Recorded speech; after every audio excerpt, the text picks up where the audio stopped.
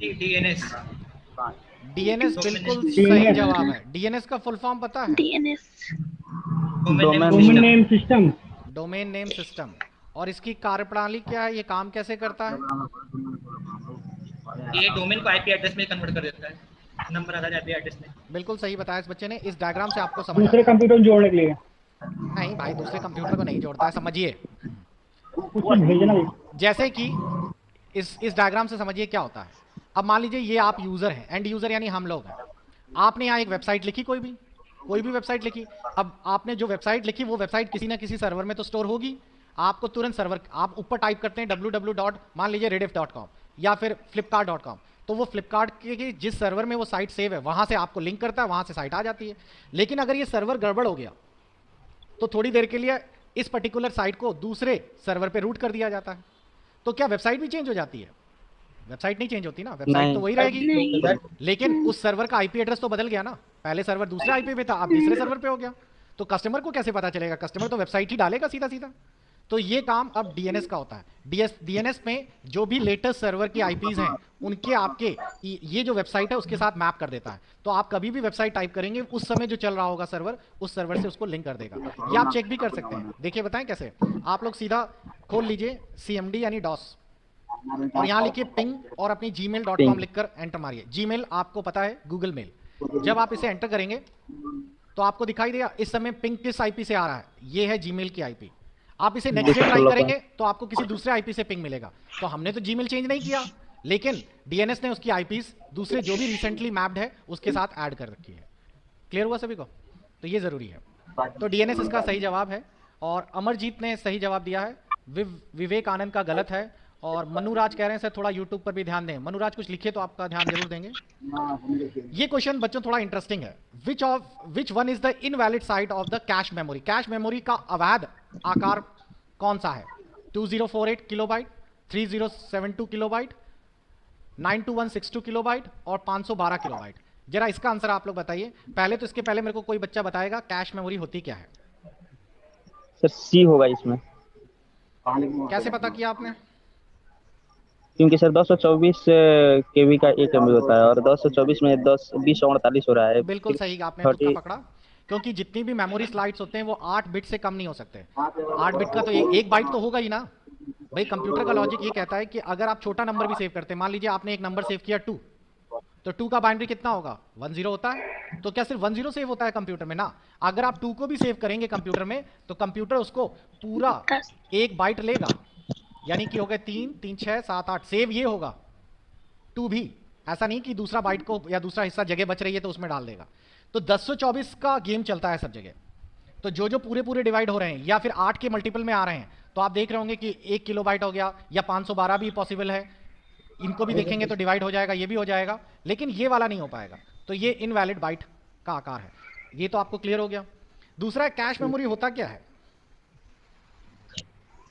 Sir जैसे कि जो आप पीडीएफ अभी खोल कर रखे हैं ना, वो सर कैश मेमोरी में पड़ा हुआ है। तो फिर रैम में क्या सेव होता है? सर रैम में तो जो फाइल सेव हो जाता है और बंद रहता है, जिसको मतलब कि ओपन नहीं किया गया है, वो होता है। तो फिर हार्ड डिस्क में क्या होता है? सर कंफ्यूज कर दिए। प्रोसेसिंग के दौरान सर थोड़ी देर के लिए डाटा जहाँ सेव होता है वो कैश मेमोरी होती है। कैश मेमोरी प्रोसेसिंग के दौरान जहां डेटा सेव होता है वो आपकी रैम होती है। कैश मेमोरी का जो कंसेप्ट है ये प्रोसेसर यानी कि सीपीयू के अंदर है। ठीक है, लाइए मैं एक छोटी सी फोटो में आपको दिखाता हूं। हार्ड डिस्क और रैम एंड प्रोसेसर कैसे काम करता है। अगर वो डायग्राम मिल गया तो आपको समझ आ जाएगा।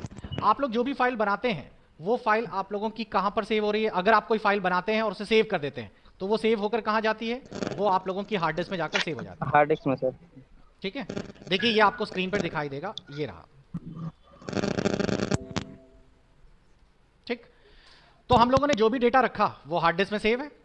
लेकिन जब अगर आप लोग कोई फाइल ओपन कराते हैं तो वो फाइल हार्ड डिस्क से रीड होती है और टेम्परेरी समय के लिए मेमोरी स्लॉट में जाकर रैम में सेव हो जाती है। रैम आपके इलेक्ट्रॉनिक फॉर्मेट में रखता है। लेकिन रैम कोई भी चीज स्टोर तो कर सकता है क्योंकि रैम वोलाटाइल है, लेकिन प्रोसेस नहीं कर सकता। उससे कोई निर्देश निकाल नहीं सकता। वो काम प्रोसेसर का है। अब प्रोसेसर भी अपनी एक स्पीड से काम करेगा जो कि क्लॉक स्पीड है उसकी। अब प्रोसेसर में सबसे बड़ी प्रॉब्लम ये होती है कि प्रोसेसर में ज़्यादा स्टोरेज नहीं कर सकता। भाई अगर मैं आपसे कहूँ कि कोई डेटा पीछे से भेजिए तो वो डेटा आया, प्रोसेसर ने कैलकुलेट किया और आगे भेज दिया। लेकिन कभी कभार डेटा इतने बड़े साइज के होते हैं कि उनको भी स्टोर करने की जरूरत पड़ती है ताकि वो अगले डेटा के साथ प्लस माइनस ऐड कुछ भी किया जा सके। तो प्रोसेसर के पास भी अपनी एक L1 L2 कैश होती है, और वो कैश जो होती है या अपनी L1 L2 मेमोरी जो होती है उसी को हम लोग कैश मेमोरी कहते हैं। तो इस आधार पे काम चलता है। ये देखिए यहाँ पे दिया गया है, इसमें आपको प्रोसेस समझ आएगा।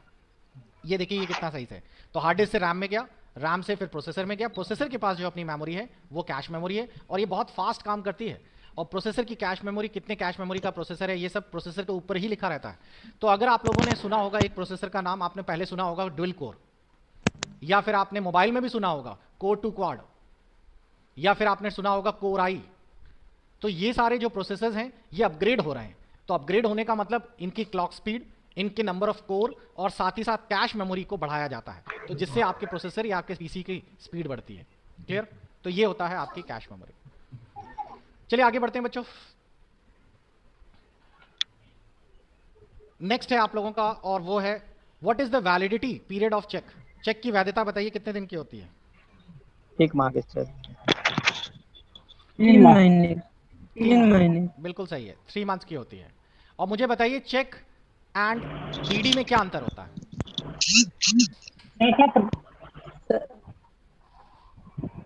डीडी बीबी नहीं, डीडी। डीडी जो होता है सर, बैंक में पैसे जमा करके बनाया जाता है।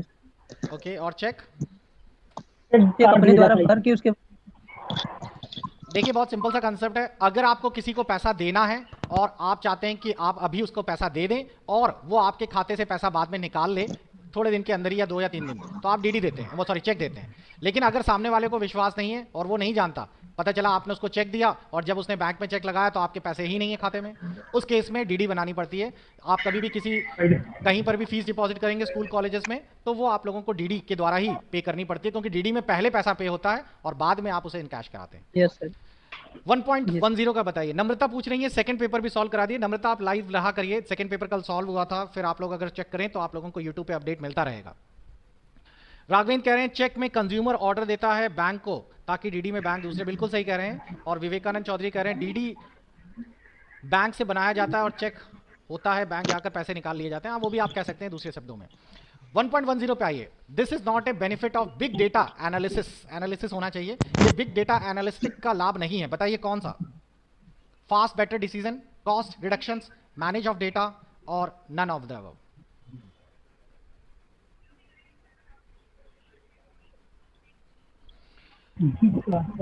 बिग डेटा एनालिसिस का मतलब समझ रहे हैं? आपके पास अगर डेटा बहुत ज़्यादा है, जैसे मान लीजिए कि मैंने आपके एरिया की पूरी सिटी का जनसंख्या काउंटिंग करवा दी, तो ये काफ़ी बड़ा डेटा एनालिसिस तैयार होगा। सारे लोग जितने भी हैं, छोटे बड़े सबकी, हर आदमी का, तो काफ़ी बड़ा डेटा एनालिसिस तैयार हो जाएगा। फिर उस बड़े डेटा एनालिसिस का फायदा क्या होगा? हम लोग उसका इस्तेमाल अच्छे ढंग से कर सकते हैं। मान लीजिए बच्चों को स्कॉलरशिप देनी है तो हमें पता रहेगा इस सिटी में कितने बच्चे हैं। बुजुर्गों के लिए इंश्योरेंस कराना है तो हमें पता रहेगा कितने बुजुर्ग हैं। तो इसमें हमारा डिसीजन मेकिंग तो हो सकती है। इसमें लिखा है not a benefit. Not a benefit का मतलब कौन सा बेनिफिट नहीं है? तो डेटा को लेकिन मैनेज करना मुश्किल हो जाएगा। बड़ा डेटा है तो मैनेज इतना आसानी से नहीं हो पाएगा, तो ये बेनिफिट के केस में नहीं आता। तो इसका सही आंसर सी होगा। क्लियर? चलिए बच्चों आगे बढ़ते हैं। नेक्स्ट क्वेश्चन जो है हमारा वो है आपके अब ट्रू एंड फॉल्स। अब एक एक करके आप लोग बताना शुरू करेंगे। सबसे पहले 2.1 से शुरू करिए। NPCI stands for national payment corporation of India. सही है गलत? ट्रू है सर। सही है sir. Smart watch 360, Google glass and drone camera are the example of latest IT gadget. पिछली क्लास में याद हो मैंने आपको इसके बारे में एक बकायदा समझाया था। स्मार्ट वॉच जो आती हैं, गूगल ग्लासेस, हाँ जियो ग्लासेस करके दिखाया था, ड्रोन, ये सब नवीनतम आईटी गैजेट्स के उदाहरण हैं। तो बिल्कुल सही है, सही। आईटी गैजेट्स ही तो हैं ये सारे। Yes. Shift control S is used to save the impress presentation on another location a copy. Shift control S का उपयोग किसी अन्य स्थान पर इम्प्रेस प्रेजेंटेशन को सेव या प्रतिलिपि करने के लिए किया जाता है। ये तो वही बात हो गई, सेव एज की शॉर्टकट की क्या होती है इम्प्रेस में? कंट्रोल एस तो सेव की होती है। सेव होती है, शिफ्ट एस। सेव एज की क्या होगी? Control shift S. Control shift S. True है सर। सही है। लाइए दिखा दें। इम्प्रेस में कुछ बच्चों को शायद क्लियर ना हो कि ये क्या हो रहा है। ये रहा हमारा लिब्रा ऑफिस। आप देख पा रहे होंगे कि आप लोगों को इस बार जो शॉर्टकट की दी है उन लोगों ने लिख दिया है। बहुत सारे बच्चे मुझसे व्हाट्सएप में पूछते हैं कि सर हमें कैसे पता चलेगा कि क्वेश्चन आपको एमएस ऑफिस का करना है या लिब्रा ऑफिस का करना है। तो आप लोगों को बच्चों क्वेश्चंस पे मार्क होगा बकायदा, क्लियर। तो आप लोगों को लिब्रा ऑफिस का शॉर्टकट की पीछे गई है तो आप लोगों को लिब्रा ऑफिस के अकॉर्डिंगली ही समझानी है, ठीक है। अभी खुल जाने दीजिए, मैं बता देता हूँ। उसके साथ साथ ये देखिए लिब्रा ऑफिस आ गया, ये आ गया इम्प्रेस, और इम्प्रेस में हम लोग चले गए। इम्प्रेस यानी कि एक प्रकार का पावर पॉइंट की तरह है और इस पर आप कुछ भी डिज़ाइन कर सकते हैं। और आप लोग यहाँ देख पा रहे होंगे कि ये है आप लोगों की सेव और ये है save as, control shift S, clear. अच्छा, माइक्रोसॉफ्ट में क्या होती है बताइए, अगर पावर पॉइंट में मैं पूछता ये सवाल। फाइल की सेव एज की शॉर्टकट की किसी को पता है? भाई सेव की तो हो गई कंट्रोल एस, सेव एज की क्या हो गई? जी होती है क्या सर? ये होती है तो control shift plus S. F12 होती है। हाँ सर, ये F12। मनुराज गौर ने यूट्यूब में बिल्कुल सही जवाब दिया। अगला बताइए, cloud computing offer online development and deployment tool program environment. Cloud computing online विकास और परिनियोजना उपकरण प्रोग्रामिंग रन टाइम वातावरण प्रदान करता है। ट्रू है सर। ट्रू है सर। सही है। मेरे को पहले बताइए क्लाउड कंप्यूटिंग होती क्या है? सर जो गूगल पे हम लोग ड्राइव होता है सर, वही तो है कि कहीं भी डाटा उसमें अपलोड कर दिया और जाकर कहीं भी यूज कर लिया। बिल्कुल सही है। क्लाउड कंप्यूटिंग ऑनलाइन स्टोरेज एक तरीके से। तो जब कभी आपको डेटा, बिकॉज अभी अगर मैं यहाँ पे डेटा रखने की बात करूँ तो मैं अभी अगर डेटा रखूंगा तो मेरी हार्ड डिस्क में डेटा सेव रहेगा, लेकिन अगर मेरे को डेटा ऑनलाइन स्टोर करना है ताकि लोग कभी भी उसे एक्सेस कर सके तो मुझे क्लाउड में रखना पड़ेगा। 2.5 पे आइए बच्चों। 2.5 में है video can be use both as a input और आउटपुट डिवाइस। वीडियो इनपुट और आउटपुट डिवाइस दोनों डिवाइसेस के रूप में प्रयोग किया जा सकता है। पहले तो बताइए वीडियो होता क्या है? Visual display unit. Visual display unit सही है। मॉनिटर, जैसे मॉनिटर है। फॉल्स होगा सर। गलत है। ये आउटपुट होता है या इनपुट होता है? सर ये आउटपुट ये होता है। आउटपुट होता है, इनपुट थोड़ी कर सकते हैं इससे। मॉनिटर से क्या इनपुट करेंगे आप? सर जो टच वाले मॉनिटर आते हैं, बिल्कुल। तो टच उसमें वाले सर हम तो नहीं, टच वाले जो मॉनिटर आते हैं जो उसमें टच स्क्रीन होती है वो इनपुट होता है। मॉनिटर तो आपका आउटपुट ही होता है।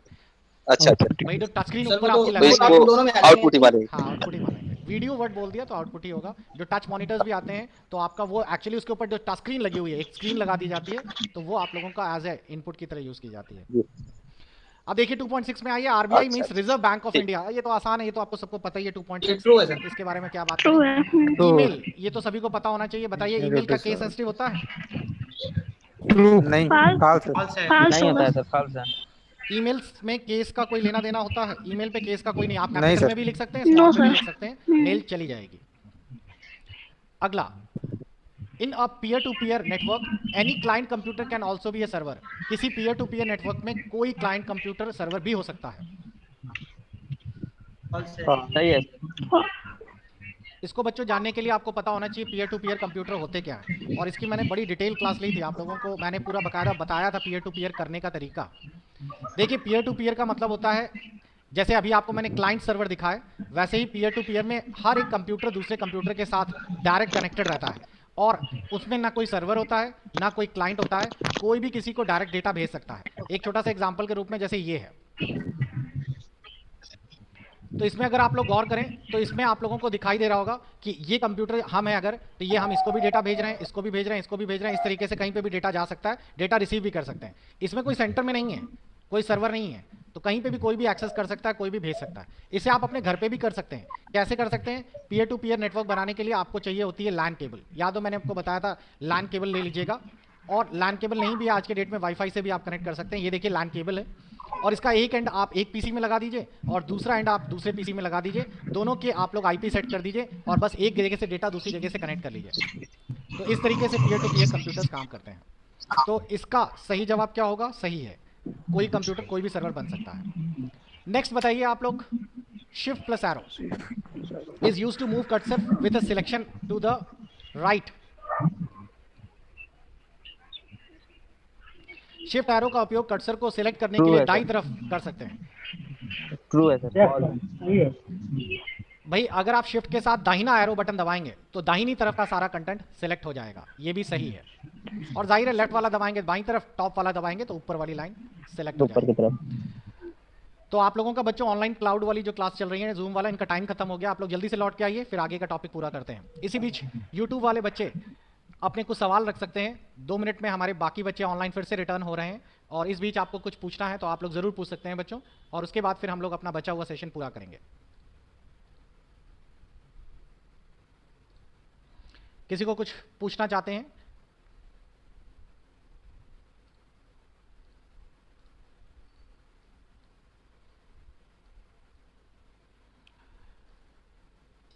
ओके, पंकज को कुछ पूछना है, पंकज पूछिए। सी की क्लास कब तक स्टार्ट होगी?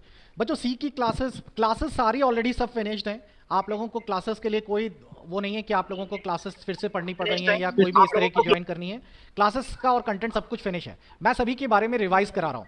तो सी का रिवीजन का तो अभी फाइनल नहीं है, क्योंकि अभी मैं पहले R5 के सॉरी सारे पेपर्स पहले कराऊंगा, जिसमें कि हमारा M1 M2 पैरेलल पे चल रहा है।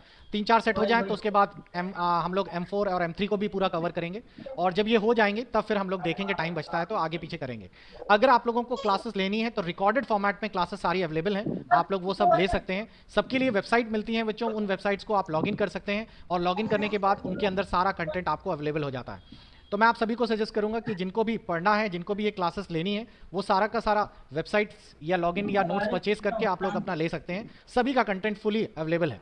पाइथन की 2-3 क्लासेस बची हैं, वो मैं अभी नेक्स्ट वीक करा दूंगा। मैं जानबूझ के थोड़ा डिले कर रहा हूँ, लेकिन जल्दी ये भी हो जाएंगी। और बाकी A to Z सबके PDF, सभी के क्वेश्चन बैंक्स तैयार हो रहे हैं। आप लोगों को नेक्स्ट मंथ से गेस्ट पेपर्स भी मिलेंगे। यदि सितंबर में एग्जाम होता है तो हम लोग अगस्त को पूरी तरीके से यूटिलाइज कर लेंगे। लेकिन जैसा कि मैं देख पा रहा हूँ, मैं इस बार CCC के भी पेपर या CCC के भी मैं लाइव क्लासेस लेने की सोच रहा था, लेकिन एग्जाम्स लगातार पोस्टपोन्ड हो रहे हैं, तो इसीलिए दिक्कत हो रही है बच्चों। इसी बीच एक बच्चे मेरे से ये क्वेश्चन भी कहते हैं कि सर हम लोग प्रोजेक्ट कब जमा कर सकते हैं? तो देखिए, प्रोजेक्ट का सीन ये है बच्चों कि अगर आपके मिनिमम 2 पेपर क्वालिफाई हो गए हैं, तो मिनिमम आपके पास 2 पेपर क्वालिफाई होने चाहिए, और अगर 2 पेपर क्वालिफाई हो गए हैं तो आप प्रोजेक्ट के लिए एलिजिबल हैं, आप प्रोजेक्ट जमा कर सकते हैं। लेकिन आप प्रोजेक्ट के लिए कभी ये मत सोचिए कि प्रोजेक्ट में बहुत सारे इंस्टीट्यूट वाले आपको इस तरीके से बताएंगे कि जिन बच्चों ने इंस्टीट्यूट से फॉर्म भरा है वो प्रोजेक्ट इंस्टीट्यूट के थ्रू ही देंगे। ऐसा नहीं होता बच्चों। प्रोजेक्ट आप निलिट को फोन करके या उनसे भी मेल से कंफर्म करा सकते हैं। आप प्रोजेक्ट डायरेक्ट भी भेज सकते हैं यहाँ की बनवाकर, और वाया इंस्टीट्यूट भी भेज सकते हैं। दोनों ही मेथड है। और आप चाहें तो प्रोजेक्ट खुद भी डिजाइन करके MCA से अप्रूवल करा के करा सकते हैं। प्रोजेक्ट हम लोग भी बच्चों की हेल्प करते हैं जिनके पास टाइम की शॉर्टेज है, तो प्रोजेक्ट वो हम लोग बनाकर उनके बिहाफ में सेंड कर देते हैं। सारा कुछ DD कोरियर जो भी है वो सब हमारी रिस्पॉन्सिबिलिटी होती है। प्रोजेक्ट वहाँ डिपॉजिट हो जाता है, 20-25 दिन में आपको दिखने भी लगता है आपके डैशबोर्ड में। लक्ष्य कह रहे हैं A लेवल कितने साल का होता है? लक्ष्य जो A लेवल का मिनिमम ड्यूरेशन है वो 1 ईयर का है। अगर आप लोग चेक कर रहे हैं, और 2 साल मतलब आप करने को तो 5 साल तक कर सकते हैं, लेकिन नॉर्मली उसको 2 साल का बनाया गया है। आप ये सारी जानकारी, क्या नया अपडेट्स आया है, ये सारी चीज़ें निलिट की जो गवर्नमेंट की साइट है उस पर आप चेक कर सकते हैं। देखिए, स्टूडेंट जोन पे जाइए, यहाँ पर आपको नॉन फॉर्मल कोर्सेज मिल जाएंगे, और इस नॉन फॉर्मल कोर्सेज पे जब आप क्लिक करेंगे तो आप लोगों को यहाँ O लेवल, A लेवल ये सब मिल जाएगा। A लेवल का जो है नया रिवाइज सिलेबस आ गया है। आप लोग नए वाले सिलेबस को ही पढ़ेंगे, जितने भी बच्चे आप नए एनरोल होंगे या फिर अपग्रेड होंगे, और उसमें आपको इस PDF में आपको ये पूरी जानकारी मिल जाएगी। जो मोटी मोटी जानकारी है वो ये है कि A लेवल की जो क्वालिफिकेशन की क्वालिटी है वो BCA के बराबर होती है, और A लेवल जो होता है उसमें आप लोगों को देख पा रहे होंगे कि ये 10 पेपर रहते हैं। जिन बच्चों का O लेवल क्वालिफाई है तो O लेवल मॉड्यूल के ये पेपर जो हैं उन लोगों के ऊपर के 3 पेपर माइनस हो जाएंगे, बिकॉज अगर R4 के हैं, क्योंकि वो उसमें कंपनसेट हो जाते हैं। और बाकी आपको लास्ट वाले पेपर में कोई भी इनमें से एक स्लॉट लेना होता है, और इस पेपर्स को इंग्लिश में ही देना होता है, हिंदी में ये पेपर्स नहीं होते हैं। कोशिश ये की जा रही है कि इसका एक पेपर मेरा ऑलमोस्ट तैयार हो गया है, और ये वाला पेपर मैं जल्द ही शुरू करने की कोशिश करूंगा। अगर हो जाता है तो वेल एंड गुड, आपको पूरी इन्फॉर्मेशन मिल जाएगी। अब चलिए हम लोग अपने मेन टॉपिक पर आते हैं। अनुज का कोई क्वेश्चन आ गया? अनुज बताइए क्या सवाल है, आपने हाथ रेस कर रखा है। जी सर, क्या लगता है सर, अभी आप कह रहे थे एग्जाम को लेकर, अभी सितंबर में भी एग्जाम चेंज होने के है क्या? बिल्कुल है, क्योंकि ऑल ओवर इंडिया की सिचुएशन देखते हुए आपको क्या लगता है कि ये यूपी, बिहार और दिल्ली में पेपर करवा पाएंगे? सर जिस हिसाब से सारी मार्केटेज मॉल्स और ये सब खुल रहे हैं, इस हिसाब से लग रहा है कि इंस्टीट्यूट को खोलना तो नॉर्मल, मतलब कॉलेज खोलना तो ज्यादा हो जाएगा, लेकिन इंस्टीट्यूट भी खुल सकते हैं इधर। जो भी इनका टाइम ड्यूरेशन था, कॉलेज और इंस्टीट्यूट और एकेडमिक्स तो नहीं खोलेंगे ये लोग, जी सर। तो यही नहीं खुलेगा, बाकी तो सब खुलने की एक बार उम्मीद है। लेकिन सर क्योंकि बाकी सब तो खुल ही गया बाकी है सब तो और खुल ही गया है। साधन भी चल रहे हैं, तो वही लग हाँ। रहा था कि सर कितना भी डिले करेंगे तो हो सकता है 15 अगस्त के बाद। लेकिन एक्चुअली प्रॉब्लम है ना कि कोई भी अभी तक जो भी अभी अगस्त में भी जैसे ये बता रहे हैं, अब ये सोचिए कि कैसे पॉसिबल हो पाएगा। या तो वो पूरे जो नॉर्म्स देते हैं कि इतना डिस्टेंस मेंटेन करके कराएं, तो वो सारी चीजें पॉसिबल हो सकती है। लेकिन फिर भी दिक्कत आती है ना कि बच्चों की जब बात आती है ना, तो फिर गार्जियन रिस्क नहीं लेता। अभी अगर आप देखें तो कोई भी स्कूल नहीं खुले हैं up to the 12th standard. Sir school एक अलग हो गया, लेकिन इंस्टीट्यूट जैसे है कि इसमें लिमिटेड होता है, जैसे अगर ऑनलाइन एग्जाम है जो भी का है ये सब होते हैं। हाँ, ये एक ऑप्शन है। ये देखते हैं कि ये लोग क्या अपनी मोनोपोली बनाते हैं, किस तरह का है। लेकिन मेरे को फिर भी मतलब संचय है। कोई कह रहा है सर मैं नहीं देने जाऊंगा। हाँ, अरे मेरे पास बहुत सारे बच्चे क्या है बोल रहे हैं कि सर हमने दिल्ली का सेंटर भर दिया है, कोई सेंटर चेंज कराने का तरीका बताइए, मैं दिल्ली नहीं जाऊंगा। सोचने वाली बात है, दिल्ली जाएगा कैसे, ट्रेनें कैसे कवर करेगा, फिर लोकल रिक्शा कैसे लेगा, तो रिस्क तो बहुत है। तो इसीलिए अब देखिए, अब ये भी काफी कुछ होता है। अभी पहले ये अगस्त में ट्रिपल सी कराएं तो उससे थोड़ी पिक्चर क्लियर होगी। अपने डीसी के बारे में बता दीजिए सर। एक क्वेरी और थी मेरी जी, जैसे सर स्कूल गए सर, ये कोई बुक्स ले लें या फिर ये ऑब्जेक्टिव्स के लिए सर, प्रैक्टिस के लिए सर आपकी जो हो रहे हैं ये देखिए एक्चुअली सर ये ऑनलाइन वाले में। हाँ बताइए जी, ऑनलाइन वाले में होता क्या है कि हमेशा वो नेटवर्क की प्रॉब्लम थोड़ा बहुत होती है। अगर ऐसी कोई बुक हो जिसमें मतलब ये नहीं, तो आप बुक के लिए क्यों परेशान है? मैंने जो आपको नोट्स दिए हैं उनमें तो सारा कंटेंट अवेलेबल करा दिया है ना। आप अगर आप उसे चेक करें सर, ऑब्जेक्टिव की प्रैक्टिस सर नहीं हो पाएगी ना उसमें, वो तो सही है सर। नहीं, तो आपको ऑब्जेक्टिव जो हम लोग सॉल्व करा रहे हैं वो भी उसमें स्कैन फॉर्मेट में है। जी सर। तो अगर आप लोग अपने स्टडी मटेरियल, भाई बुक आप कौन सी लेंगे? जो मैं पढ़ा रहा हूँ ये भी यही वाली मिलेंगी मार्केट में, कोई अलग? वही सर, मैं आपसे सर वो लेना चाह रहा था ना कि जो बेटर हो अगर वो। हाँ, अगर आप बुक लेना चाह रहे हैं सर आप इतना या तो सर बिल्कुल अगर आप बुक लेना चाहते हैं तो कोई ऐसी किताब लीजिएगा जो मेरे पास अवेलेबल ना हो, तब तो आपको पैसे डालने में फायदा है उसका। नहीं सर, मेरा मतलब ये है कि अगर आप प्रैक्टिस इतना पर्याप्त मात्रा में कराने का मतलब आपका वो हो तब तो ठीक है, और नहीं तो सर ऐसी कोई बुक हो जिससे मतलब ऑब्जेक्टिव वाली प्रैक्टिस हो पाए अच्छे से। देखिए सर, मार्केट में ना दो ही किताबें एक अवेलेबल हैं जो ओ लेवल के ऑब्जेक्टिव या ओ लेवल से R5 से जुड़ी हुई हैं। एक तो ये है टी बालाजी वाली है, और एक है आपकी बीपीबी पब्लिकेशन की है। दो ही बुक्स मैंने देखी हैं, एक गोल्डन सॉल्यूशन, एक डायमंड सॉल्यूशन करके एक है जो मार्केट में है। अगर ये किताबें अवेलेबल हैं, आप में से किसी के पास हैं, तो इसका प्रैक्टिस सेट मुझे स्कैन करके भेज दीजिए, जैसे ये बच्चे भेज रहे हैं, तो हम लोग प्रैक्टिस कर रहे हैं उसकी। इसके सिवाय अगर किसी के पास कुछ और भी आ गया है जो मेरी नॉलेज में नहीं है, तो फिर आप लोग मेरे को बताएं। तो अगर मैं तो वैसे सर्च में रहता हूं, अगर मुझे पता चलता है किसी स्टूडेंट से, और अगर है जैसे सर लखनऊ, सर मैं आपसे बताया जैसे लखनऊ में हूँ, तो अगर यहाँ पे वही मैं आपसे जानना चाह रहा था, अगर गोल्ड सॉल्यूशन की कोई लेना उचित हो तो मैं ले लूँ। अगर बिल्कुल, आपको अगर बिकॉज बुक्स में आप अपना समय निकाल के जब मर्जी है तब देख सकते हैं, लेकिन बुक्स में करेक्शन की जरूरत है। तो आपको जो हम वीडियो दिखा रहे हैं इनमें कुछ करेक्टेड फॉर्मेट में है, तो वो आपको देखना पड़ेगा, क्योंकि कभी कभार किताबें गलत छाप देते हैं। सर वो मैं तो जितना आप दे रहे हैं उतना तो देखूंगा ही। बट ये है कि हमेशा पूरा एकदम ऑनलाइन ही हो जा रहा है ना, जितना क्लासेज और वो और टाइम पे सर, जैसे हाँ मोबाइल से और सर ऑफिस टाइम पे भी कंप्यूटर पे ही लगातार रहना पड़ता है। बिल्कुल नहीं, वो तो बात मैं मान रहा हूँ। आप किताब अगर एक प्रेफर करें, अगर आपके पास अच्छा सॉल्यूशन मिलता है या फिर इस तरह का मिलता है, तो स्कैन कॉपी मुझे भेजिए, हम भी कोशिश करेंगे उनको भी अपने इसमें ऐड करने की। जी सर। तो सर कौन सा लूँ, गोल्ड सॉल्यूशन को ले लूँ क्या? अगर गोल्ड सॉल्यूशन ले लीजिए, ये वाली मत लीजिएगा, टी बालाजी वाली। जी सर। सर इसका आया है मार्केट में सभी मॉडल्स का, चारों का आ गया। ओके सर, मैं फिर लेके जो है आपको वो करूंगा, स्कैन करके भेजूंगा। चलिए बच्चों, देखते हैं हम लोग 2.10। The first search engine created was Archie, created in 1990 by Alan Emtage, a student of McGill university in Montreal. ये पहला सर्च इंजन है। बताइए, ये तो वैसे भी ट्रिपल सी में बहुत बार पूछा गया है, और आर्ची ही आपका पहला सर्च इंजन है, और इसका जवाब सही है, बिल्कुल सही है। चलिए मैच द फॉलोइंग करते हैं। मैच द फॉलोइंग में आप लोगों के सामने स्क्रीन पर ये आपका टेबल है, ये रहा। एक एक करके शुरू करते हैं। मैं राइट वाला पहले पढ़ लेता हूं। Lottery ticket, protocol, random access memory, Libre Office, packet switching, network layer, node, control shift P, MKFS, Facebook and Instagram, MGS और पाइथन। तो ये हैं सारे ऑप्शंस। एक एक करके बताना शुरू करिए बच्चों। सबसे पहले 3.1 रैम स्टैंड फॉर रैंडम, ये तो आपको समझ ही आ गया। जी सर, रैंडम एक्सेस मेमोरी। 3.2 का बताइए। बैंक लोन नहीं देता, किस पे नहीं देता? Lottery ticket. Lottery ticket. Lottery के चल रही है क्या? अभी तो किसी स्टेट में चलती नहीं होंगी। ओपन सोर्स सॉफ्टवेयर सर, ये लिब्रा ऑफिस हो जाएगा। लॉटरी चल रही कहीं? नहीं सर, कहाँ लॉटरी चल रही? अच्छा, 3.3 का बताइए।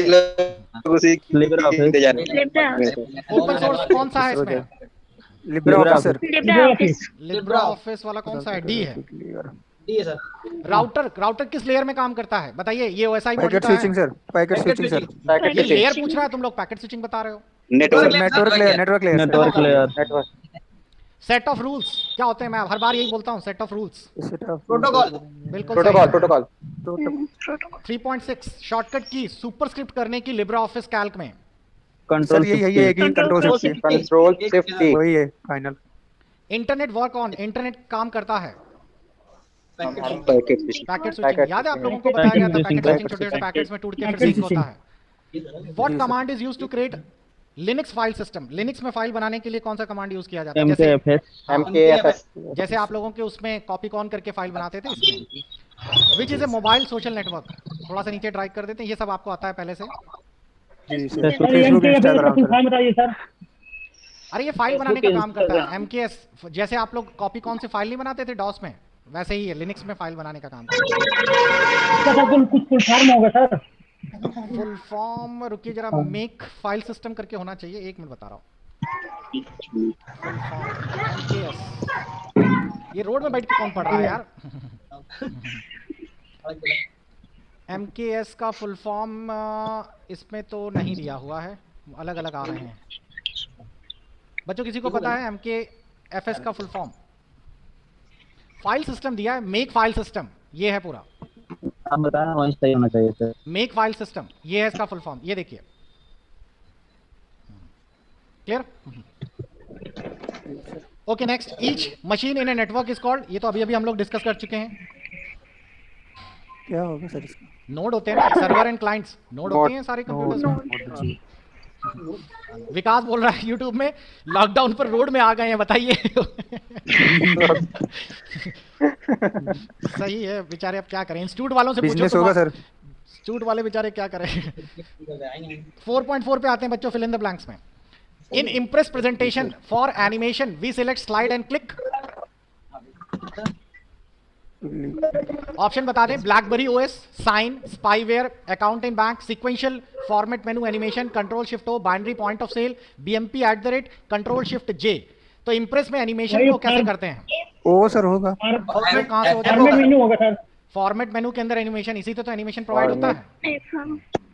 4.2 पे आइए, मैंडेटरी कैल्क में फॉर्मूला लगाने के लिए सबसे पहले कौन सा अनिवार्य है? The way of accessing information on magnetic tape. Magnetic tape यानी चुंबकीय टेप पर सूचना को एक्सेस करने का तरीका कौन सा होता है? सीक्वेंशियल। सीक्वेंशियल यानी एक के पीछे एक होता है रैंडमली जो 20 से निकाल लेता है, जैसे CD। 4 पे आइए, dash is a proprietary mobile operating system developed by the research in motion for in blackberry. Blackberry नाम ही आ गया तो ब्लैकबेरी वालों का ये होगा। अच्छा, ब्लैकबेरी को लेकर एक बहुत बड़ा केस हुआ था, किसी को पता है? गवर्नमेंट ने इसको बैन कर दिया था, क्या था केस, किसी को कुछ आइडिया है? चलिए 4.5 पे आइए, बताइएगा ढूंढ के। Monitor user activity on internet and transmit that information in the background to someone else. Internet पर उपयोगकर्ता की गतिविधि पर नजर रखता है और उस जानकारी को किसी और की पृष्ठभूमि में प्रसारित करता है। क्या? हाँ, ये नजर रखता है भैया, ध्यान रखना ये सब। सही है। आप लोग कैसे चेक करोगे कि आपके कंप्यूटर में स्पाईवेयर है कि नहीं है? टेम्प में सर, कमांड में जाके टेम्प में तो टेम्परेरी फाइल्स होती है ना, टेम्परेरी फाइल से कैसे पता कर लोगे? सबको डिलीट कर देंगे, खत्म हो जाएगा। उससे स्पाईवेयर से क्या लेना देना? देखो, टेम्प का मतलब जब कंप्यूटर ऑन होता है, स्टार पे जाओ, यहाँ पे रन पे लिखो टेम्प, और टेम्प लिखकर आप एंटर मारो, ये आ गई टेम्परेरी फाइल है।